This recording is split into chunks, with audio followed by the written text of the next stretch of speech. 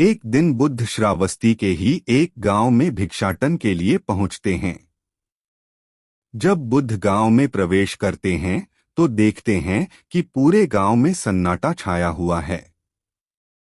दूर दूर तक कोई व्यक्ति नजर नहीं आ रहा था।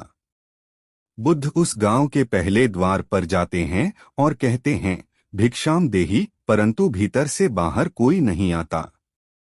बुद्ध दूसरे द्वार पर जाते हैं परंतु कोई दरवाजा नहीं खोलता।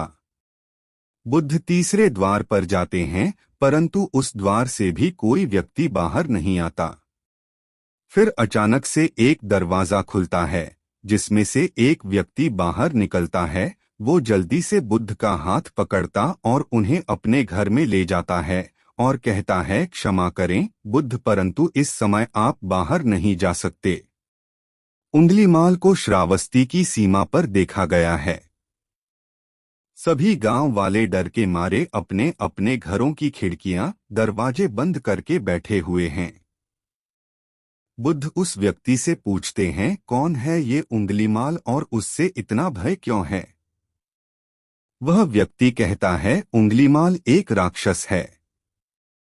उसे जो भी मनुष्य मिलता है, बच्चा, वृद्ध, स्त्री या पुरुष, यहाँ तक कि सन्यासी भी, वो किसी को भी नहीं छोड़ता।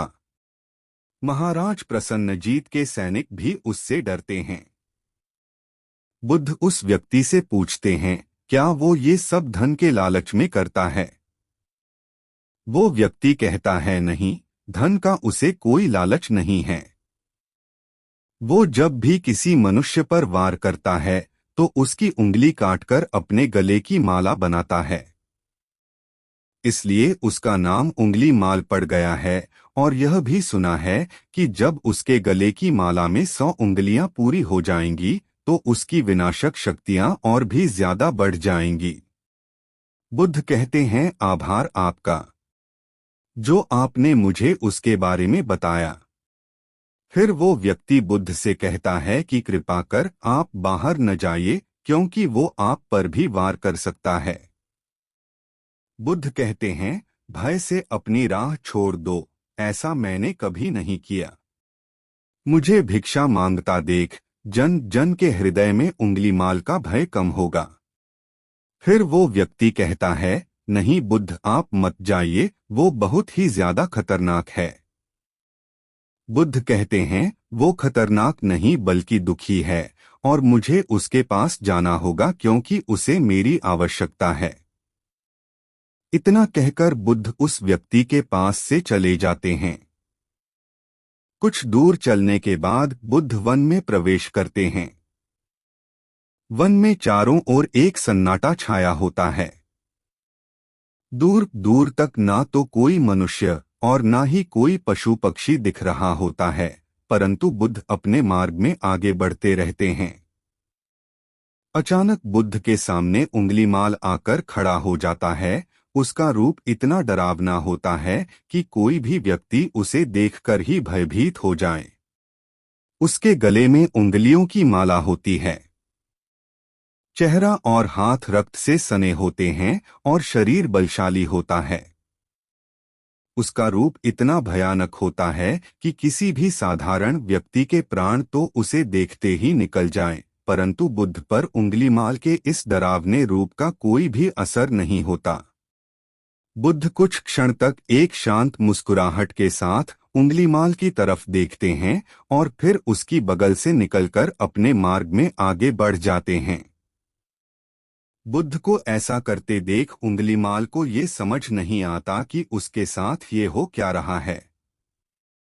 वह मन ही मन सोचता है कि मुझे देखकर लोग या तो भाग जाते हैं या मुझे देखकर ही मर जाते हैं या फिर मुझसे अपने प्राणों की भीख मांगने लगते हैं।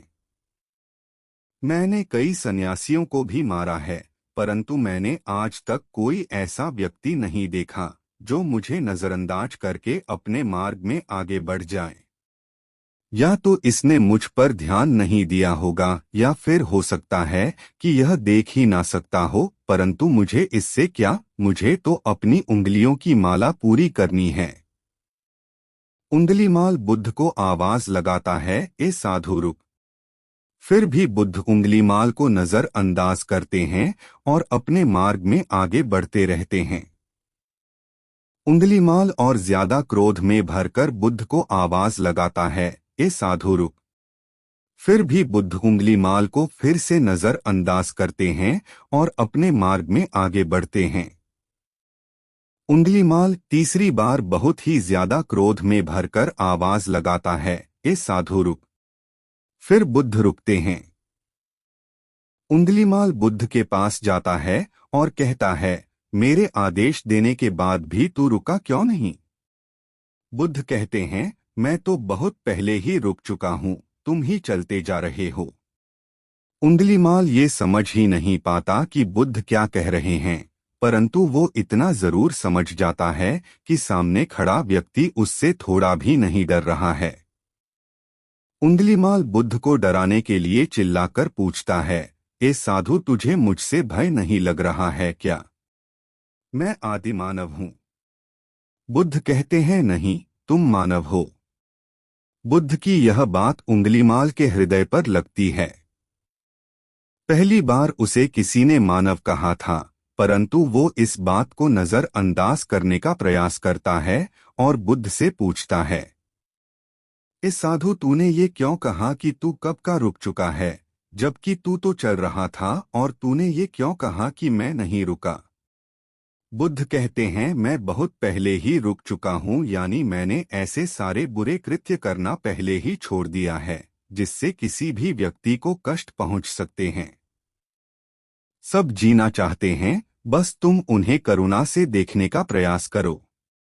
बुद्ध के ये शब्द दोबारा से उंगलीमाल के हृदय पर चोट करते हैं, परंतु वह दोबारा से बुद्ध की बातों को नजरअंदाज करने का प्रयास करता है और इस बार वह और क्रोध में भरकर बुद्ध की गर्दन पर अपनी कटारी रख देता है, जिससे वो लोगों की हत्या किया करता था, और बुद्ध से चिल्लाकर कहता है, नहीं, मानव में ना तो प्रेम है और ना ही करुणा है, सिर्फ छल और कपट है, इसलिए मैं सबकी हत्या करूंगा और किसी को जीवित नहीं छोड़ूंगा।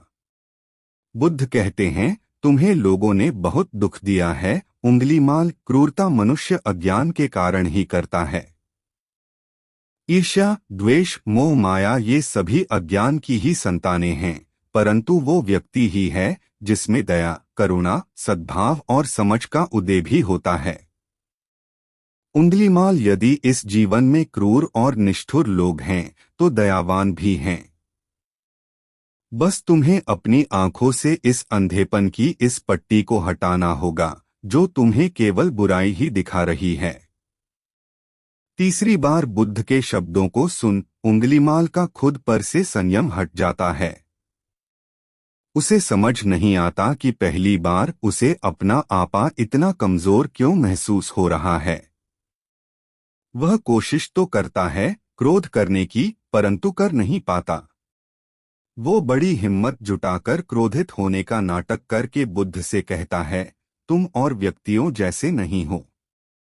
बुद्ध कहते हैं, मैं हर व्यक्ति जैसा ही हूँ, बस जागृत हूँ और यह सिद्ध कर रहा हूँ कि हर व्यक्ति में जागने की क्षमता है। मेरा मार्ग क्रूरता को दया में परिवर्तित करता है। उंगलीमाल, तुम अनजाने में घृणा के पथ पर हो, बस इस क्षण रुक जाओ। तुम्हारे भीतर भी ये क्षमता है कि तुम दया और करुणा के पथ पर चल सको। इतना सुनते ही उंगलीमाल के हाथ से कटारी जमीन पर गिर जाती है और उसकी आंखों से आंसू बहने लगते हैं। भला कोई कब तक बुद्ध को अनदेखा करेगा? उंगलीमाल रोते हुए बुद्ध से पूछता है, क्या आप वही हैं जिन्हें लोग बुद्ध कहते हैं, जो लोगों को मुक्ति के मार्ग पर चलना सिखाते हैं? फिर बुद्ध कहते हैं कि हाँ, मैं वही हूँ और तुम्हें भी मुक्ति के मार्ग पर ले जाना चाहता हूँ। फिर उंगलीमाल कहता है, परंतु मैं अब बहुत दूर निकल गया हूँ। मैंने बहुत हत्याएं करी हैं और बहुत पाप करे हैं। मैं अब चाहकर भी वापस नहीं लौट सकता और मेरा वापस लौटना अब असंभव है। बुद्ध कहते हैं, असंभव कुछ भी नहीं, जब जागो तभी सवेरा। उंगलीमाल कहता है, मैं अब पुनः जीवन की ओर नहीं मोड़ सकता, बहुत देर हो चुकी है। बुद्ध कहते हैं, तुम में इतनी चेतना है कि तुम जानते हो कि जो तुमने अब तक किया वह बुरा था। इसका अर्थ यह है कि तुम जानते हो कि क्या अच्छा है और क्या बुरा है।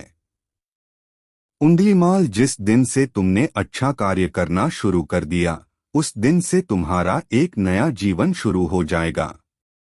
फिर उंगलीमाल कहता है, मैं कितने भी अच्छे कार्य क्यों न कर लूं, परंतु लोग मुझे उसी दृष्टि से देखेंगे और मुझे चैन से जीने नहीं देंगे। बुद्ध कहते हैं, उंगलीमाल, यदि तुमने हिंसा का मार्ग छोड़ा तो मैं तुम्हें मार्ग दिखाऊंगा और तुम्हारा संरक्षण करूंगा और तुम्हें लोगों की घृणा से बचाऊंगा। बस पहला कदम तुम्हें ही उठाना होगा। उंगलीमाल पूछता है, क्या ये हो सकता है? बुद्ध कहते हैं, अवश्य हो सकता है। तुम में असामान्य बुद्धि है उंगलीमाल, तुम परम सत्य के पथ पर बहुत आगे जाओगे। उंगलीमाल रोते हुए बुद्ध के चरणों में गिर पड़ता है और कहता है, मैं आपको वचन देता हूँ कि मैं सारे बुरे कृत्य करना छोड़ दूंगा और आपके पीछे करुणा के पथ पर चलना सीखूंगा। कृपा कर आप मुझे अपना शिष्य बना लीजिए। बुद्ध कहते हैं, मैं किसी को अपना शिष्य नहीं बनाता, बल्कि व्यक्ति स्वयं मेरे संग से जुड़ता है। उंगलीमाल उसी समय बुद्ध का भिक्षु बन जाता है। यहाँ पर एक बात समझनी जरूरी है कि बुद्ध किसी को भी अपना शिष्य या भिक्षु नहीं मानते थे। जो भी व्यक्ति उनके साथ जुड़ता था वो उसे केवल मार्ग दिखाते थे और वो उस मार्ग पर चलता था। भिक्षु और शिष्य शब्द केवल संघ से जुड़ने वाले लोगों की पहचान होती थी।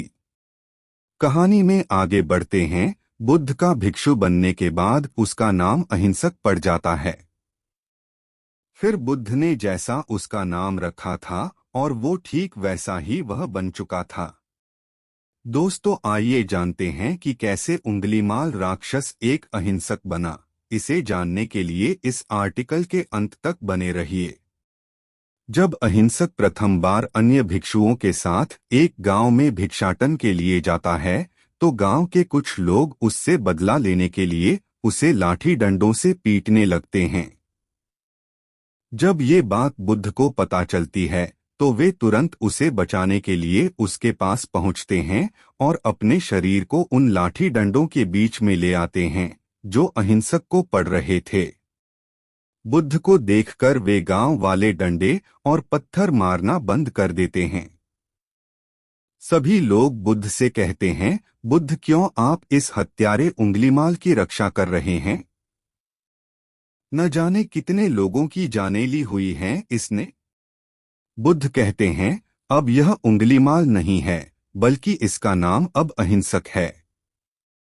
अब यह आपकी ही तरह एक मानव है। वे गांव वाले कहते हैं, ऐसा आदमी कभी नहीं बदल सकता। बुद्ध कहते हैं, यह बदल चुका है। बस आप सब लोग इसे अपनी पुरानी दृष्टि से देख रहे हैं। यदि यह उंगलीमाल होता तो क्या आप में से किसी में भी इतना साहस या बल होता कि कोई इसे एक उंगली भी लगा सके? ये आपका हर वार खाता रहा और क्या इसने आप पर कभी पलटकर वार किया?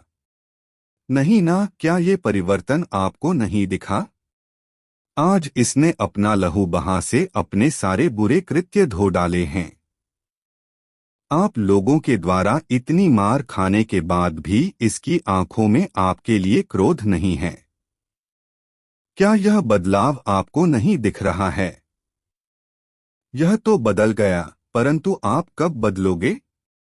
इतने में ही उन गांव वालों में से एक स्त्री कहती हैं, यह परिवर्तन मैंने स्वयं देखा है।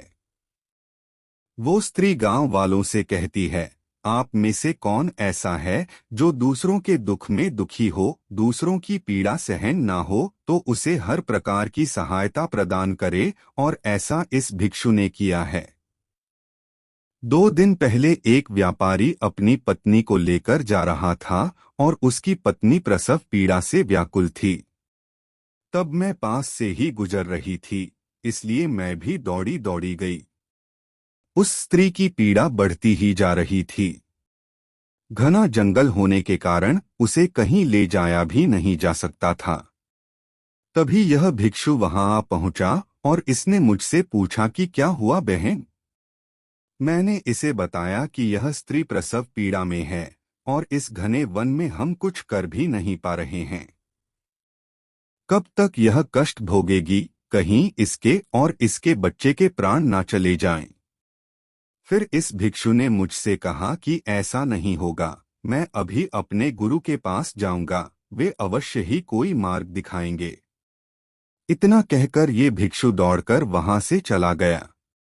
बुद्ध कहते हैं कि फिर व्यथित हो अहिंसक मेरे समक्ष आया और मेरे पैरों में गिरकर मुझसे कहने लगा, बुद्ध, एक स्त्री गहन प्रसव पीड़ा में है और उसकी पीड़ा बढ़ती ही जा रही है, कहीं माँ और बच्चे को कुछ हो न जाए।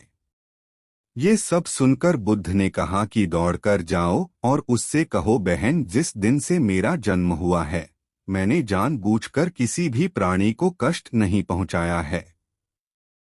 मेरे सत्कर्म तुम्हारा सुरक्षा कवच बने और आपकी और आपके शिशु की रक्षा करे। अहिंसक ने मुझसे कहा, परंतु यह तो असत्य होगा बुद्ध। सत्य तो यह है कि मैंने आज तक बहुत से प्राणियों को कष्ट पहुंचाया है। यदि मैंने ऐसा कहा तो वे माता और शिशु उसी क्षण प्राण त्याग देंगे। फिर बुद्ध ने कहा, तो तुरंत जाओ और उस स्त्री से कहो, बहन, जिस दिन से मेरा एक नया जन्म हुआ है मैंने सभी बुरे कृत्यों को त्यागा है और उस दिन से मैंने किसी भी प्राणी को कष्ट नहीं पहुंचाया है। और मेरे सत्कर्म आपका सुरक्षा कवच बने और आपकी और आपके शिशु की रक्षा करे। फिर अहिंसक ने बुद्ध से पूछा कि क्या मेरे सत्कर्म उन्हें बचा लेंगे। बुद्ध ने कहा कि अवश्य यह तुम्हारी अपनी कमाई है, या तो तुम इसे अपने लिए बचाकर रखो या फिर किसी पराये पर खर्च कर दो। अपने कमाए सत्कर्म को किसी पराये पर न्योछावर करने से पहले अहिंसक ने एक क्षण नहीं सोचा और वो उसी समय उस स्त्री और उसके शिशु की जान बचाने के लिए वहां चला आया। वह स्त्री कहती है कि हाँ, यह भिक्षु दौड़कर वहां आया और अभी भी वो स्त्री गहन पीड़ा से जूझ रही थी।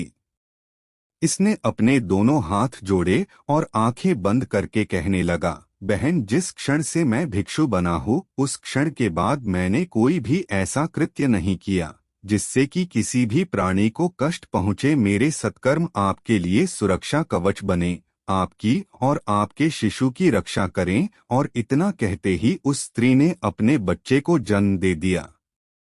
फिर बुद्ध कहते हैं कि दूसरों के दुख से दुखी होने वाला यह व्यक्ति अहिंसक कैसे किसी को दुख दे सकता है।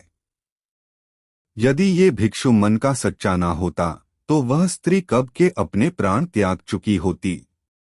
फिर अहिंसक ने बुद्ध से कहा है कि इन्हें मत रोकिए बुद्ध, इन्हें मारने दीजिए और तब तक मारने दीजिए जब तक कि इनके मन का क्रोध शांत ना हो जाए।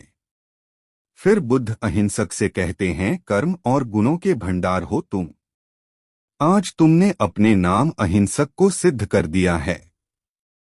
बुद्ध और उस स्त्री की बात सुन वे सभी गांव वाले कहते हैं, आप सही कह रहे हैं बुद्ध। अहिंसक बदल चुका है और हमसे ही देखने में भूल हो गई थी। दोस्तों, इस कहानी से हमें यह सीखने को मिलता है कि लोग सोचते हैं कि उन्होंने बहुत सारे गलत काम किए हुए हैं, अब इन गलत कामों को सुधारने के लिए कोई भी विकल्प नहीं है। इस पर गौतम बुद्ध कहते हैं कि चाहे आपने अब तक कितने भी बुरे काम क्यों न किए हुए होंगे, लेकिन अगर आप एक विचार को अपने मन में लाते हैं कि अब मुझे कुछ सही करना है, तो वही विचार आपके रूपांतरण का कारण बन सकता है। पर सबसे जरूरी बात यह है कि क्या आप पहला कदम उठाने के लिए तैयार हैं। दोस्तों, यह कहानी आपको कैसी लगी नीचे कमेंट बॉक्स में कमेंट करके जरूर बताएं।